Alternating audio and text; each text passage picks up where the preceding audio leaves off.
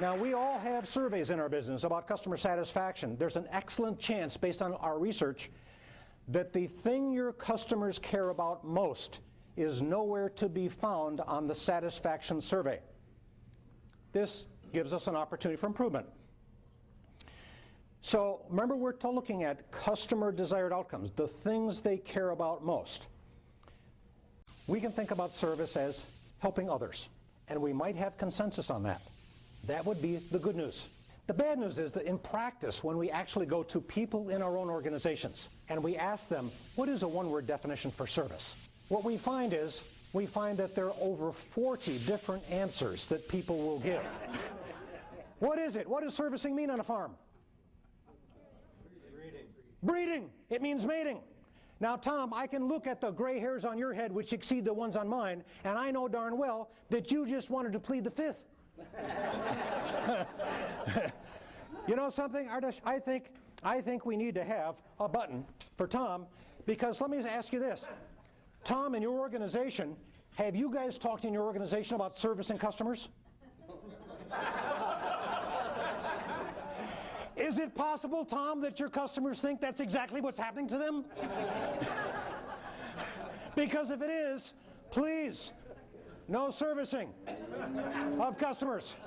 Let's give Tom a nice round for sticking his neck out. We all have products, but we don't necessarily think about it that way.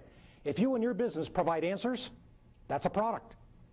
If you think about how much of your day you spend producing answers, I'll bet you it's over 85% of your day. In fact, I'll bet you that over 85% of the day of all the professional, most highly paid people in your organization you have produce answers. And yet none of those answers are measured. None of the answers are quantified in terms of the cycle time to produce them.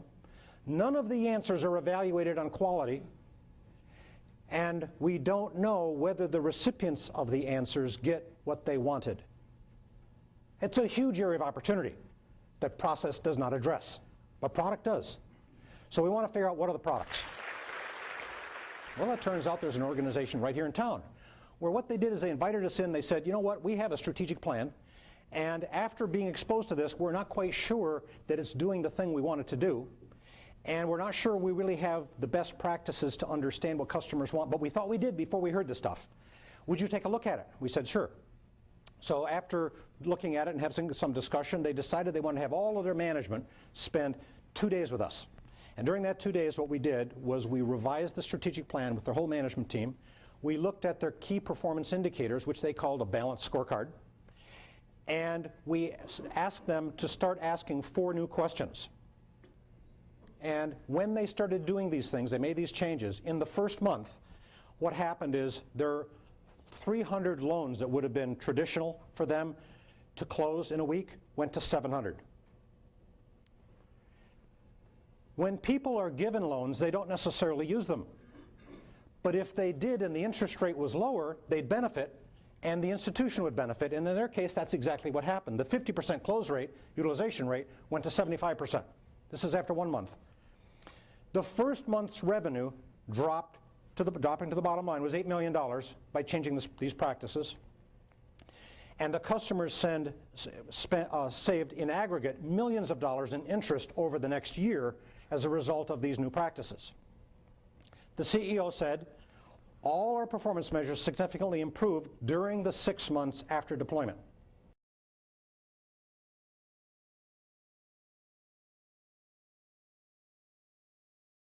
So to sum up, here's what we could say. If we're using producer-centered thinking, there's an excellent chance we're working like mad on processes, producing products that have wonderful capabilities for customers we have not differentiated, producing outcomes we've neither articulated nor measured. And that would be the future. Other than that, it's a great idea. However, if we used customer-centered thinking, we might start with the outcome in mind first, figure out who exactly are the end users, brokers, and fixers of specific products, what expectations do they have, and now create fast cycle processes so we can grow the business. And I think that's what this is all about, is celebrating the focus on customers.